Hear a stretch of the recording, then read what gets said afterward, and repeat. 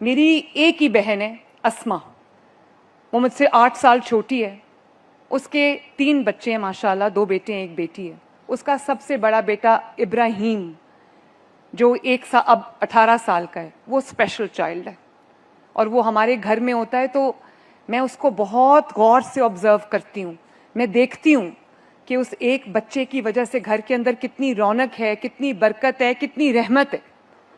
تو وہ بچوں میں جہاں کوئی کمی ہوتی ہے تو جتنا غور سے چیزوں کو وہ دیکھتا ہے, سنتا ہے, سمجھتا ہے, ایسے وہ بیٹھا ہوتا ہے تو لگتا نہیں ہے کہ اس کو سب سمجھ آ رہا ہے. وہ بہت دور کی آواز بھی سن لیتا ہے, بہت دور سے بھی کوئی گزرے تو وہ دیکھ لیتا ہے.